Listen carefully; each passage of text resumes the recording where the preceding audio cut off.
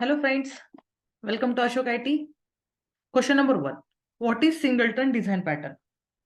So singleton is a creational design pattern that lets you ensure that a class has only one instance while providing a global access point to this instance. To create the instance class, we need to have a static member of a class or private constructor and static factory method. So how to create with the help of singleton design pattern? Static member, it gets memory only once because of static. It contains the instance of the singleton class. If you using private constructor, it will prevent to instantiate the singleton class from outside the class. And static factory method, this provides the global point of access to the singleton object and returns the instance to the caller. Question number 2, how hash map works internally? Hash map uses its static inner class node and it takes two parameter key and value for storing map entries. That means each entry in the hash map is a node. Internally, hash map uses a hash code and a hash code of that key object, and this hash code is further used by the hash function to find the index of the bucket where the new entry can be added. Hash map uses multiple buckets, as you can see in this diagram, and each bucket points to single linked list where the entries are stored. Once the bucket is identified by the hash function using hash code, then hash code is used to check if there is a already a key with the same hash code or not. And if there already exists a key with the same hash code, then the equals method is used on that keys. And if the equal method returns true, that means there is already a node with the same key. And hence the value against that key is overridden. And a new node is created and added to the single linked list of this bucket. If there is no key with the same hash code in the bucket found by the hash function, then the new node is added to the bucket found. Okay. Now, question number 3. What's the difference between fail fast and fail safe collection? Okay. Fail fast, any changes to this connection such as adding and removing and updating collection during a thread are iterating, then collections, then fail fast throws concurrent modification exception. And the fail safe collection, it does not throw any exception. Array list and hash map collections are example of the fail fast iterator. Copy on write and concurrent modification are these examples of fail safe iterator. Fail fast iterator, it works on actual collection instead, and this iterator doesn't require any memory and time. Where fail fast, it's working on a clone of the collection instead of an actual collection. It is override. It is override in the terms of time and memory. Iterator doesn't allow modifications of the collection while iterating over it in fail fast, where in fail safe, iterator allow modification of a collection while iterating over it. Question number 4. What is constructor chaining in Java? In constructor chaining, a constructor is called from another constructor in the same class with the so here in the same class, a constructor is called from another constructor in the same class, and this process is known as constructor chaining. It occurs through the inheritance also. When we create an instance of a derived class, all the constructors of the inherited class, like base class, are first invoked. After that, constructors of the calling class are invoked. We can achieve constructor chaining in two ways. Within the same class, if the constructor belongs to the same class, we can use this. And from the base class, if the constructor belongs to different classes, we use the super keyword to call the constructor from the base class. Question number 5. What are the methods available in the object class? So there are a number of methods are available in this object class. So object class is the parent class for all classes in the Java. So we'll discuss all these methods one by one. Protected object clone. Why this method is used? It is used to create and return a copy of this object. Next method, Boolean equals. It is used to indicate whether some other object is equal to this object or not. Protected void finalize. This method is used. Garbage collector calls this method on an object when it determines that there are no more references to the object. Next method, class get class. So used to get the runtime class of this method. Okay. Hash code. It is used to get a hash code value for notify. It is used to wake up single thread. This is waiting on this object monitor. Notify all used to wake up all the threads that are waiting on this object's monitor. ToString method. It is used to get a string representation of this object. Wait marks the wait method. It marks the current thread to wait until another thread invokes the notify method or notify all method for this object. Wait method, it marks the current thread to wait until either another thread invokes the notify method or notify all method for this object, or if you specify particular time, long timeout, then it will wait for specific amount of time. Okay. Question number 6. How many ways we can create object for class in a Java? So there are 5 different ways to create an object in Java. Java new operator. This is the most popular way to create an object in Java. A new operator is also followed by a call to constructor which initializes the new object. While we create an object, it occupies space in the heap. Java class dot instance method. It creates a new instance of the class represented by this class object, and it returns the newly created instance of the class. Java new instance method of a constructor. Java constructor class also has a new instance method, which is similar to the new instance method of the class, and the new instance method belongs to the java.lang.reflect.constructor class. Object.clone method. Java clone method creates a copy of an existing object. It is defined in the object class, and it returns clone of this instance, and the clonable interface must be implemented while using the clone method. Java object serialization and deserialization. A class must implement serializable interface which belongs to the java.io package. JVM creates a separate space whenever we serialize and deserialize an object. It does not use any constructor to create an object. Question number 7. What is cloning and why we need it? The object cloning is a way to create exact copy of an object. And the clone method of object class is used to create a clone of an object. The java.lang clonable interface must be implemented by the class whose object clone we want to create. And if we don't implement a clonable interface, then that clone method generates clone not supported exception. Okay. Question number 8. Explain difference between string buffer, and string builder class. So string class, it's immutable in Java, where string buffer and string builder are mutable. Immutable means that we cannot change, and immutable means that we cannot change, and mutable means we can change. And string class, it is thread safe, where string buffer and string builder, string buffer is thread safe again, and string builder is not a thread safe class. And string is a string class, it gives fast performance, where string buffer it gives slow performance, and string buffer it gives fast performance. Question number 9. What is exception hierarchy in Java? So as you can see in the diagram, throwable is a base class for all classes in exception hierarchy. Exception and error, these are the 2 subclasses, where exception class, it is directly extended by IO exception, SQL exception, class not found exception, and runtime exception. So these exceptions, they are called as checked exceptions, where runtime exception class is extended by arithmetic exception, null pointer exception, number format exception, index out of bounds exception, ultimately arrays index out of bound exceptions, string index out of bounds exception. So classes which extends runtime exceptions, these exceptions known as unchecked exceptions. And here error, there are different types of error: stack overflow error, virtual machine error, out of memory error. So this is overall hierarchy of exception. Question number 10. What is serialization and deserialization? Serialization in Java is a mechanism of writing the state of an object into a byte string, and it is mainly used in Hibernate, REM, JPA, JMSA technologies. And the reverse operation of serialization is called as deserialization, where byte stream is converted into an object. And the serialization and deserialization process is platform independent. It means you can serialize an object on one platform and deserialize it on a different platform. Question number 11. What is transient keyword in Java?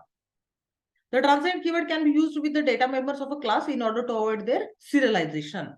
For example, if a program accepts a user's login details and password, but we don't want to store the original password in the file, here we can use transient keyword, and when JVM reads the transient keyword, it ignores the original value of the object and instead stores the default value of the object. Question number 12. What is the difference between comparable and comparator interface? So here, comparable provides a single sorting sequence. In other words, we can sort the collection of this basis of a single element such as ID, name, and price. In comparator, the comparator provides multiple storing sequences. In other words, we can sort the collection on the basis of multiple elements such as ID, name, and price. In comparable, comparable affects the original class. That is, the actual class is modified. And in comparator, it doesn't affect the original class. That is, the actual class is not modified. In comparable, it provides compare to method to sort elements. And comparator, it provides compare method to sort elements. Where comparable is present in java.language package and comparator is present in java.util package. In comparable, we can sort the list of elements of comparable type by collections.sort method, and in comparator, we can sort the list of elements of comparator type by collections.sort method. Question number 13. How many ways we can create a thread in Java? In Java, multi-threading concept, a thread can be created by extending the java.lang.thread class, and another, we can use runnable interface. Now, thread can be created by creating the object of our newly created class and calling the run method also. So here, if we use first one, we first create a class that extends thread class and override the run method. Now, thread can be created by creating the object of our newly created class and calling the run method. And in the second method, a thread can be created by implementing the runnable interface, which is present in java.lang, and it also has a run method and which is overridden by our class. Question number 14. What is the difference between runnable and callable in Java? Runnable, it belongs to java.lang package, where callable, it belongs to java.util.concurrent package. In runnable, we can create thread by passing runnable as a parameter. In callable, we can't create thread by passing callable as a parameter. In runnable, it does not return anything. Callable, it can return results. It has runnable interface, it has run method. Callable interface, it has call method. Runnable, it can't be used to it cannot be used for the bulk execution of a task, where for task by invoke all. Question number 14. What is executor framework in Java? The executor framework contains a bunch of components that are used to efficiently manage multiple threads. It was released with the JDK 5U, which is used to run the runnable object without creating new threads every time, and also mostly reusing the already created threads. Question number 16. What is the contract between hashcode and equals method? The hashcode method should return the same integer value for the same object for each calling of this method unless the value stored in the object is modified. If two objects are equal according to the equals method, then the hashcode method should return the same integer value for both the objects. But it is not necessary that the hashcode method will return distinct result for the objects that are not equal according to the equals method. Same I have mentioned here. Question number 17. What is the difference between checked and unchecked exceptions? So, checked exceptions, here, checked exceptions occur at compile time, where unchecked exceptions occur at runtime. The compiler checks the checked exceptions. The compiler does not check this type of exceptions, runtime exceptions. Checked exceptions can be handled at the compile time of at the time of compilation, where these unchecked exceptions cannot be a catch or handle at the time of compilation because they get generated by the mistakes in the program at runtime. In checked exception, they are subclass of exception class, as we are discussing in hierarchy. And the unchecked exception, they are runtime exceptions, and the runtime exceptions are not part of exception class. In checked exception, JVM needs the exception to catch and handle. And in unchecked exception, JVM does not require the exception to catch and handle. And what are the exceptions? What are the examples of checked exception? File not found, no file, class not found, file not found. These are the exceptions that we have already discussed in question number I think 15, where we are question number 9, where we are discussing hierarchy of exception class in Java. Okay, so what are the examples of unchecked exception? arithmetic exception, array index out of bounds exception, null pointer exceptions. These are the different examples. Question number 18. What is try with resources in Java? The try with resources statement is a try statement that declares one or more resources. A resource is an object that must be closed after the program is finished within it. And the try with resources statement ensures that each resource is closed at the end of the statement. Any object that implements java.lang at a closable, which includes all objects which implement java.io.closable, can be used as a resource. So what's the example? A file resource or a socket connection resource. Question number 19. What is concurrent collection in Java? Concurrent collection in Java refers to a set of classes that allow multiple threads to access and modify a collection concurrently without the need for explicit synchronization. And these collections are part of the java.util.concurrent package and provide threads of implementation of the traditional collection like your list, set, and map. Question number 20. What's the difference between interfaces and abstract classes? Abstract class can have abstract and non-abstract methods. Interface can have only abstract methods, and since Java 8, it can have default and static methods also. Abstract class does not support multiple inheritance. Interface supports multiple inheritance. Abstract class can have final, non-final, static, and non-static variables. Interface has only static and final variables. Abstract class can provide the implementation of interface. So interface can't provide the implementation of abstract class. The abstract keyword is used to declare abstract class, and the interface is used to declare the interface. An abstract class can extend another Java class and implement multiple Java interfaces, and interface can extend another Java interface only. An abstract class can be extended using keyword extends, and interface can be implemented using keyword implements.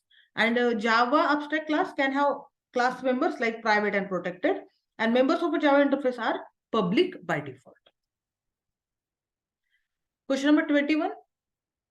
What is shallow copying and shallow cloning and deep cloning?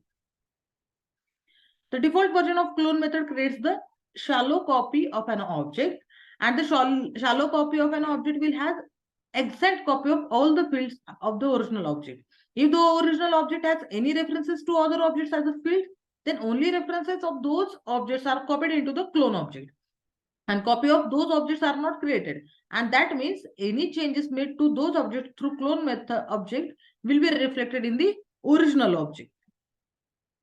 And deep copy of an object will have exact copy of all the fields of original object, just like shallow copy. But in additional, if original object has any references to other objects as a field, then copy of those objects are also created by calling cloning method on them.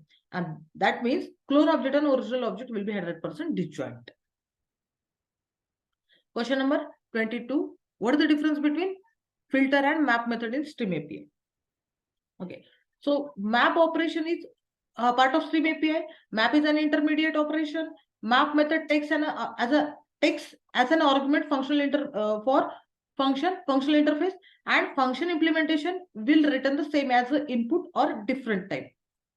Map method returns stream preserves the order of how they appear in the original list or stream. Okay, and all values in the stream must be traversed through the logic of the function interface, and then this will be map method. Here in the map method will always transform the current value or object into another type or same type. And if we do not want to pass the value to the next step, then we need to return a null value from the map method. And filter method, stream filter, it is a part of again Stream API. Filter is an intermediate operation. Filter method takes as an argument predicate functional interface, and predicate tells true or false about the predicate function. And filter method return stream preserve the order how they appear in the original stream or list. And method passes whatever the in filter method passes the value to the next step. And if the filter condition is true, otherwise the current object will be skipped from processing the next step. Question number 23. What is the purpose of user-defined exceptions? Custom exceptions enable the flexibility of adding messages and methods that are not part of the exception class, and they can be used to store case specific messages like status codes and error codes or override existing method to prevent the exceptions as per the use cases. And custom exceptions are helpful while writing exceptions for the business logic, right? And it helps the application developer to better understand the exception, which is business specific. Question number 14. What is factory design pattern? A factory pattern or just define an interface or abstract class for creating an object, but let the subclasses decide which class to instantiate. So what are the advantages of factory design pattern? Factory method pattern allows the subclasses to choose the type of objects to create, and it promotes the loose coupling by eliminating the need to bind application specific classes into the code. That means the code interacts solely with the resultant interface or abstract class, so that it will work with any classes that implement that interface or that extend that abstract class. Question number 25. What is the difference between hash map and concurrent hash map? Hash map is not synchronized. Concurrent hash map is synchronized. Hash map is not thread safe, where concurrent hash map is thread safe. Hash map iterator is fail fast and array list throws concurrent modification exception if concurrent modification happens during iteration. In concurrent hash map, it fail safe and it will never throw concurrent modification exception during iteration. In hash map, it allows key and value to be null, but in concurrent hash map, it does not allow null key or value. It will throw null pointer exception. Hash map is faster, where concurrent hash map is slower than hash map. Like and subscribe to our channel for more updates. Thank you.